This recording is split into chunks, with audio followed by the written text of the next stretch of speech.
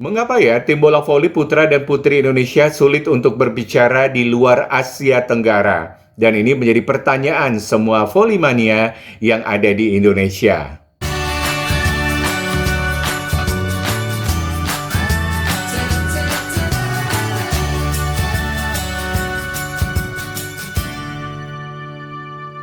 Halo, apa kabar semuanya? Assalamualaikum warahmatullahi wabarakatuh. Kita kembali di vlog dari penggemar voli biasa saja.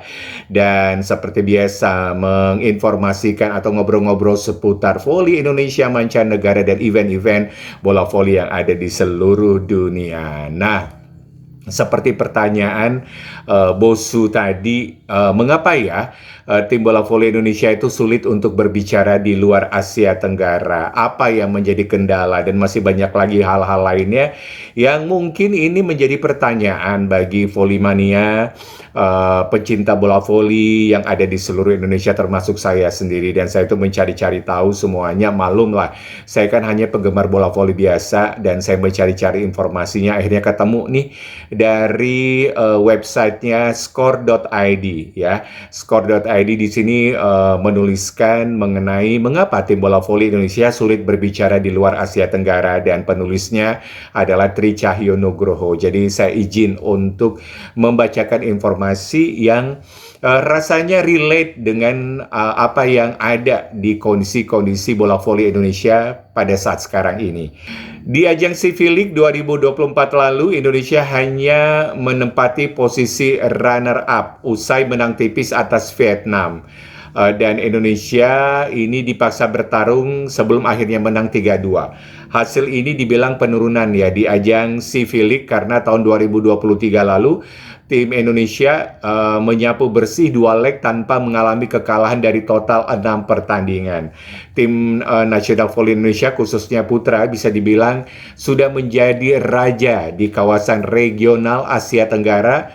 Mereka itu sudah mengkoleksi 12 kali merebut emas SEA Games dan terakhir melakukannya di Phnom Penh, Kamboja tahun 2023 lalu. Dan ini menjadi tantangan di tahun 2025 ini, apakah tim voli putra Indonesia akan kembali bisa meraih emas di SEA Games yang akan berlangsung di bulan Desember yang akan datang. Namun begitu naik level, baik itu Asian Games maupun kejuaraan Asia, tim voli putra Indonesia tidak mampu berbuat banyak. Di Asian Games, hasil terbaik Indonesia adalah peringkat keempat, itu pun pada tahun 1962. Hasil serupa diperoleh di kejuaraan Asia saat menjadi semifinal pada tahun 2017. Berarti itu udah lama banget, dan kedua ajang tersebut kebetulan sama-sama digelar di Jakarta. Nah, ini berbeda juga dengan tim voli wanita Indonesia. Indonesia baru sekali merebut medali emas SEA Games pada tahun 1983 di Singapura, dan ini hasilnya cukup mengecewakan ya dibandingkan dengan tim voli putra. Di Asian Games apalagi torehan tertinggi adalah perunggu di Asian Games tahun 1962 juga, dan itu udah lama banget. Mengapa tim nasional voli Indonesia utamanya pria sangat sulit bersaing di Asia? Apa saja penyebab dan faktor penghalangnya, dan apa saja yang perlu dibenahi oleh Persatuan Bola Voli Seluruh Indonesia atau PBFSI selaku induk organisasi olahraga voli di tanah air? Dan ini akan kita obrolin satu persatu ya. Dan ini yang saya baca dari itu tadi, dari ulasannya wartawan olahraga Tri Cahyo Nugroho yang saya baca dari score.id gitu. Nah, faktor-faktornya apa saja? Ini kita bahas ya satu persatu, kita obrolin satu persatu. Yang pertama adalah faktor-faktor tidak langsung. Ada yang menarik dari pernyataan seorang mantan pevoli putra langganan tim nasional Indonesia menyebutkan level Indonesia sudah bukan lagi Asia Tenggara. 2 tahun berlalu faktanya Indonesia belum mampu berbanyak berbicara di tingkat Asia. Ada faktor-faktor tidak langsung yang memiliki efek penghambat perkembangan voli Indonesia dan mungkin membuat terjadinya tren penurunan. Pertama, ekspos media yang terbilang terbatas untuk bola voli karena banyak orang menilai bahwa sepak bola itu jauh lebih menarik dibandingkan dengan bola voli, dan popularitas sepak bola itu lebih menarik untuk diekspos. Voli memang sangat terkenal di Jawa, namun tidak begitu di luar Jawa. Hingga di era digital saat ini masih sangat jarang terlihat berita-berita voli Indonesia ada di halaman depan. Demikian pula cabur-cabur lainnya kecuali sepak bola. Walaupun sekarang memang kita harus akui peminat olahraga bola voli itu sangat meningkat di Indonesia, apalagi dengan hadirnya Megawati Hangesi Pertiwi, Rifan Nurmuki, dan lain-lain yang sudah abroad di luar negeri. Ini membuat antusiasme masyarakat sangat luar biasa. Namun ini belum seiring dengan prestasi dari pevoli Indonesia.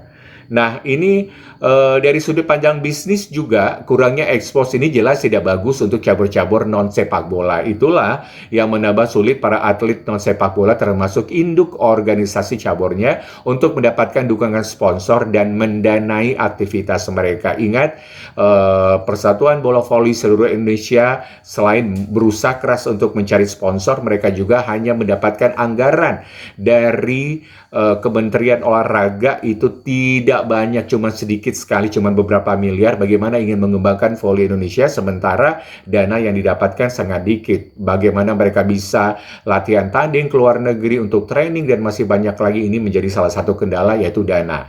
Nah, yang kedua adalah imbasnya dari kalah populernya bola voli dari cabur lain, dari sepak bola, berujung pada sulitnya pembibitan. Nah, mengapa demikian? Hingga kini banyak anak-anak mengidolakan pesepak bola, baik dalam maupun luar negeri. Beberapa dekade silam masih banyak atlet hebat dari cabur bulu tangkis, renang, tenis, bersepeda, dan masih banyak lagi.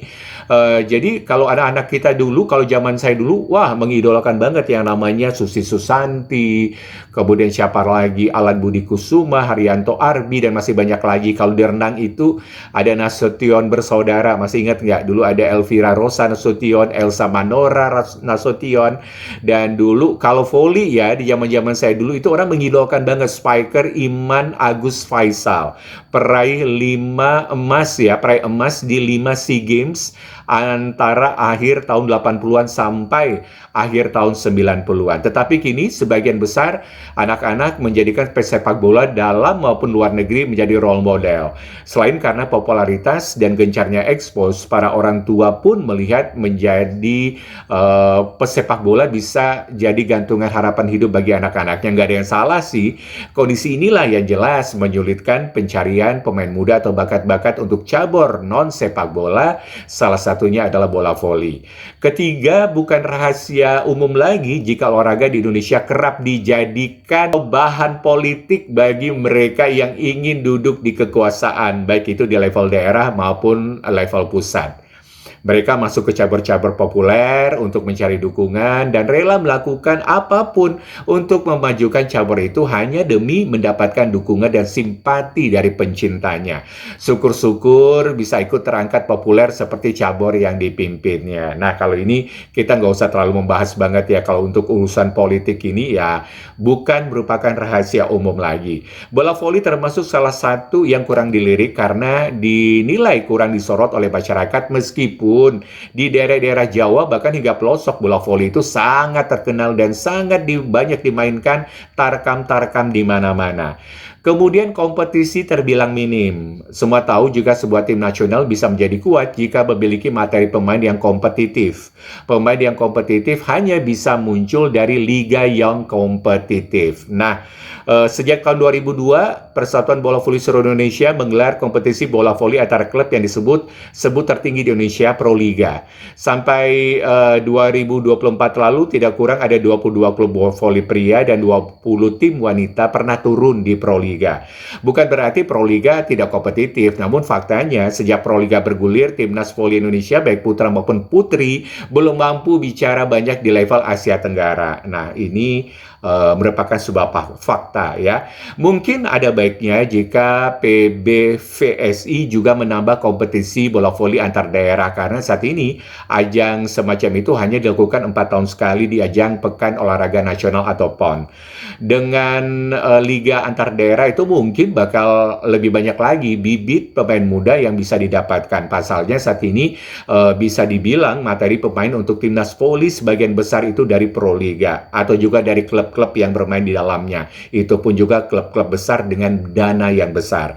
Masalahnya kompetisi antar daerah ini dipastikan membutuhkan biaya yang sangat besar. Padahal dukungan sponsor untuk Proliga saja sepertinya masih kurang. Kemudian pevoli turun di kompetisi luar negeri. Nah, nama pevoli wanita seperti Megawati Hangesri Pertiwi, kemudian ada Doni Haryono yang bermain di Thailand, ada juga Farhan Halim, kemudian ada Fahri Septian, dan masih banyak lagi. Ini memunculkan harapan baru agar bola voli Indonesia semakin berkembang. Namun memang itu tidak sebanding dengan kondisi yang ada seperti sekarang ini. Bolehlah untuk bola voli pria sudah mulai terlihat kemajuannya, tapi kalau untuk putri sepertinya hanya Megawati Hangesri sendirilah yang bisa berkompetisi di luar negeri, dan kita masih memerlukan banyak Megawati lainnya untuk membuat bola voli di Indonesia akan semakin berkembang, dan itu sangat jauh dari harapan karena memang